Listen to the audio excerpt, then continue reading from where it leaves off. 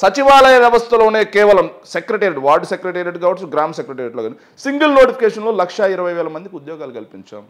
వైద్య రంగంలో ఏదైతే ఆరోగ్య రంగంలో 50,000 మందిని రిక్రూట్ చేశాం, ఏదైతే ప్రజారోగ్యం కోసం. చంద్రబాబు నాయుడు మాత్రం 2014 నుంచి 19 వరకు ఆరోగ్య రంగంలో చేసిన రిక్రూట్మెంట్ గుండు సున్నా. ప్రజారోగ్యం కాస్త పడకెక్కింది, అటకెక్కింది. కానీ జగన్మోహన్ రెడ్డి గారు విద్యారంగం, వైద్య రంగం రెండు కూడా ఏదైతే సగటు దిగువ మధ్యతరగతి కుటుంబం కానీ మధ్యతరగతి కుటుంబం సంపాదనలో 60% పిల్లల చదువు కోసం అలాగే ఆరోగ్యం కోసం ఖర్చు. వైఎస్ఆర్ హెల్త్ క్లినిక్లు పెద్దగా అన్ని ప్రాంతాల్లో రాలేదు, వాటిని నెలకొల్పలేకపోయారు, ఉన్న హెల్త్ క్లినిక్లని పాడు చేశారని చెప్పి చెప్తోంది టీడీపీ. సార్ నేను ఒకటి చెప్తాను, వాళ్ళకి ఏది అవసరం లేదు. ప్రైమరీ హెల్త్ క్లినిక్స్ అంటారు, వైఎస్ఆర్ హెల్త్ క్లినిక్స్ కూడా ప్రైమరీ హెల్త్ క్లినిక్స్లో అవైలబిలిటీ ఆఫ్ హెల్త్ కింద మొన్న ఏదైతే సెంట్రల్ గవర్నమెంట్కి చెందిన నీతి ఆయోగ్ ఒక ఇండెక్స్ ఇచ్చింది. 100% అవైలబిలిటీ ఒక ఏపీలోనే ఉంది. ఢిల్లీలో కూడా 35% అవైలబిలిటీ, ఢిల్లీలో కూడా 35%. నేను మొన్న నా ఫేస్బుక్ వేదికగా దాన్ని చాలా పెద్దగా కూడా చూపించాను, నేను గ్రాఫ్ వేసి మరీ చూపించాను.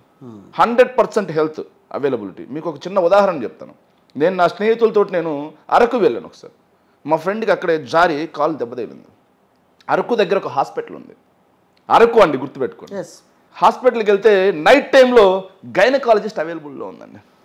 గవర్నమెంట్ హాస్పిటల్, గైనకాలజిస్ట్ ఆవిడ అవైలబుల్లో ఉంది అక్కడ. సో నాటికి నేటికి తేడా స్పష్టంగా మా కళ్ళకు కనిపిస్తుంది, రూరల్లో ఉండే వాళ్ళకి కనిపిస్తుంది. ఇక్కడ ఎక్కడో కూర్చొని మీడియాలో నేను కూర్చొని మాట్లాడడం, లేకపోతే ఇంకోరు కూర్చొని మాట్లాడడం కాదు.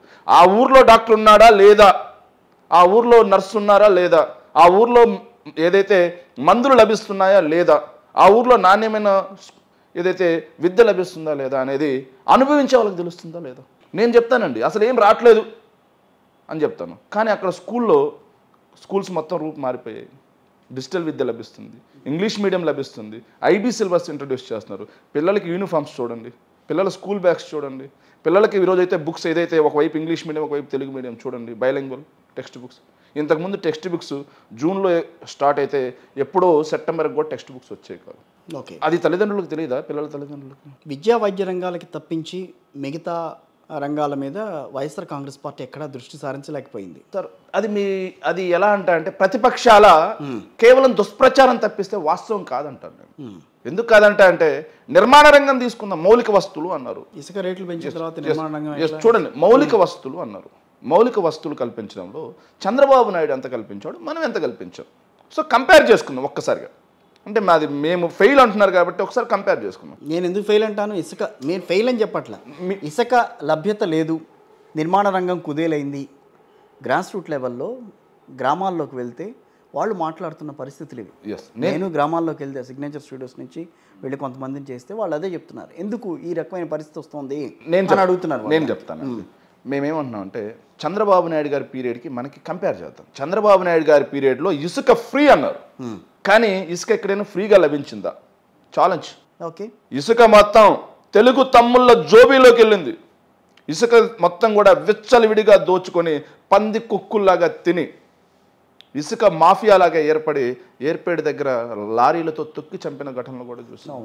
కానీ మా ప్రభుత్వం వచ్చిన తర్వాత ఇసుక అనే దాన్ని ఒక రేట్ ఒకటి పెట్టి కార్యకర్తలందరూ కూడా, మీరు బాగా గమనించారో లేదో, వైఎస్ఆర్ కాంగ్రెస్ పార్టీలో ఒక సెక్షన్ ఆఫ్ కార్యకర్తలు కొంత అసంతృప్తిగా ఉన్నమాట వాస్తవం. ఎందుకున్నారు తెలుసండి? చంద్రబాబు నాయుడు గారు దోచిపెట్టినట్టుగా మద్యం సిండికేట్లు, ఇసుక సిండికేట్లలో జగన్మోహన్ రెడ్డి గారు దోచిపెట్టట్లేదని సొంత పార్టీ కార్యకర్తలు కొంతమంది మేము కొంత అసంతృప్తి. సమాధాన పరచాలిగా మరి ఇప్పుడు ఖచ్చితంగా సమాధాన పరిచయం ఏం లేదు. జగన్మోహన్ రెడ్డి గారు ఇలా చెయ్యెత్తే చాలండి, అసంతృప్తి మొత్తం ఏమి ఉండదు ఇక్కడ. జగన్మోహన్ రెడ్డి గారి కార్యకర్తలు అంత డైహార్ట్గా ఉంటారు. సో సొంత పార్టీ కార్యకర్తలే జగన్మోహన్ రెడ్డి గారు మాకు దోచిపెట్టట్లేదని కొంతమంది ఒక సెక్షన్ మేము చెప్తున్నాం ఉంటున్నారంటే అవినీతి జరుగుతున్నట్ట, అవినీతి జరగనట్టే తేట తెల్లం. మీరే గమనించాలి.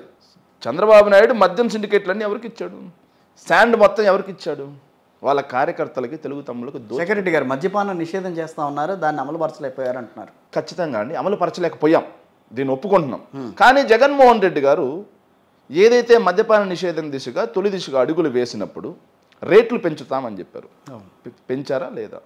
బెల్ట్ షాపులు రద్దు అని చెప్పి చంద్రబాబు నాయుడు తొలి 5 సంతకాల్లో ఓడిపెట్టాడు. కానీ 14 నుంచి 19 వరకు రాష్ట్రం మొత్తం మీద నువ్వు ఏ బడ్డీ కొట్టుకడికైనా పో, నీకు సారాయి బాటిల్ దొరికిందా లేదా? కానీ ఈరోజు ఆ పరిస్థితి ఉందా? షాపులు తగ్గించామా లేదా? రేట్లు పెంచితే చంద్రబాబు నాయుడు ఏమంటాడంటే, తమ్ముళ్ళు చూసారా ఇంత దిగజారిదా, ఇంత దివాళకూర రాజకీయం చేస్తే రాజకీయ నాయకుడా చంద్రబాబు 45 సంవత్సరాలు ఏంత ఇతను విజనరీ అంటే, తమ్ముళ్ళు చూసారా పగలంతా పనిచేసి సాయంత్రం పూట కోట వేద్దామంటే నాణ్యమైన మద్యం దొరికి ఇతను ఎక్కడి రాజకీయ నాయకుడు, ఎక్కడి విజనరీ, ఎక్కడి ప్రపంచ నేత అని చెప్పి ఈరోజు యువత నవ్వుకునే పరిస్థితి వచ్చింది. అతను చూసి జాలి పడతా ఉన్నారు. అయ్యో లోకేష్ బాబు నువ్వు అతనికి ప్లీజ్ దయచేసి అతనికి నాణ్యమైన వైద్యం అందించి అల్జీమర్స్కి మంచిగా ట్రీట్మెంట్ ఇప్పే అంటున్నారు. అంత దిగజారిపోయాడు అతను. ఏం మాట్లాడతాం అతని గురించి? వాళ్ళు ప్రతిపక్షాలు మేమేమంటున్నాం, 2019 నుంచి 24 వరకు మా ప్రభుత్వం చేసిన మంచి మీ ఇంటికి వస్తే మాకు ఓటేయండి. మళ్ళీ మాకు ఏదైతే 2019 నుంచి 24 వరకు మేము 4 పోర్టులు కడుతున్నాం, 10 ఫిషింగ్ హార్బర్లు కడుతున్నాం, 6 ఫిష్ ల్యాండ్ సెంటర్లు కడుతున్నాం, ఒక airport Bhogapuram greenfield international airport కడుతున్నాం. ఇవే కాకుండా స్కూల్స్ నాడు నేడు కింద ఎన్ని స్కూల్స్ డెవలప్ చేసామో చూసుకోండి. 15,000 సచివాలయాలు కట్టాం, 17 మెడికల్ కాలేజీలు కడితే అందులో 5 మెడికల్ కాలేజీలో ఆపరేషన్స్ కూడా స్టార్ట్ అయ్యాయి. ఇవే కాకుండా జాతీయ రహదారులు చంద్రబాబు నాయుడు గారి పీరియడ్ కంటే కూడా డబుల్ వేసాం. ఓకే, ప్రాంతీయ రహదారులు ఏదైతే ఉన్నారో చంద్రబాబు నాయుడు చెప్తున్నారు, చంద్రబాబు నాయుడు గారి పీరియడ్ కంటే కూడా డబుల్ రహదారుల మీద మేము ఖర్చు చేసాం. సో ఇవి మొత్తం చెప్తా ఉన్నాం. మేము ఏదైతే చేశామో అది చెప్తున్నాం. వాటితో పాటుగా 24లో మాకు అధికారం ఇస్తే మేము ఏం చేస్తాం అని చెప్తున్నాం.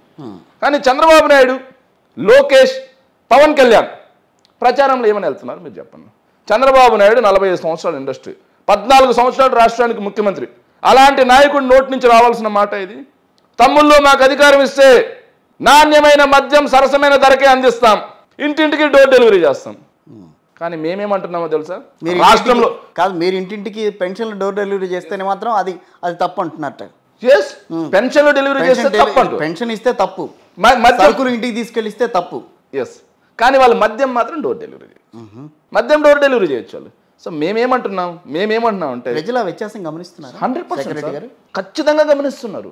నేను చెప్తున్నాను, ఆంధ్ర రాష్ట్ర ప్రజలు ఈసారి చాలా తెలివైన నిర్ణయం, అద్భుతమైన నిర్ణయం ఇవ్వబోతున్నారు. ఆ నిర్ణయంతో చంద్రబాబు నాయుడికి షాక్ కొట్టబోతుంది, లోకేష్ చంప గుయ్యమనబోతుంది, పవన్ కళ్యాణ్ దిమ్మ తిరిగిపోబోతుంది. ముగ్గురు కూడా హైదరాబాద్కి పరిమితం కాబోతుంది. ప్రజలు గమనించట్లేదా? మేమొస్తే 24లో మేమొస్తే పోలవరం పూర్తయిపోతుంది. 24లో మేమొస్తే 31 లక్షల గృహ నిర్మాణం ఏదైతే ఇళ్ల పట్టాలు ఇచ్చామో వాటిల్లో వివిధ దశల్లో 21 లక్షల ఇళ్ల నిర్మాణాలు ఉన్నాయి. మళ్ళీ మేమొస్తే 31 లక్షలు పూర్తయిపోతాయి. మేమొస్తే మిగిలిన 12 కాలేజీలు పూర్తి చేస్తాం, మెడికల్ కాలేజీలు. మేమొస్తే రాయలసీమ ఎత్తిపోతలు పూర్తి చేస్తాం. మేమొస్తే గ్రీన్కో ఏదైతే 5,000 మెగావాట్ల గ్రీన్కో రెన్యూబుల్ ఎనర్జీ ప్రాజెక్ట్ పూర్తయిపోతుంది. Polavaram hydro energy power project పూర్తయిపోతుంది. పెండింగ్లో ఉన్న సాగునీటి ప్రాజెక్టులన్నీ పూర్తి చేస్తాం. చంద్రబాబు గారు హయాంలో చేసినవేంటి, మీ హయాంలో మీరు చేసినవేంటి, చూపించిన అభివృద్ధి ఏంటి అసలు? చెప్తాను. చంద్రబాబు 14 సంవత్సరాలు ముఖ్యమంత్రిగా ఉన్నాడు. సో సుదూర తీరరేఖ అని చెప్పి మాట్లాడతాడు.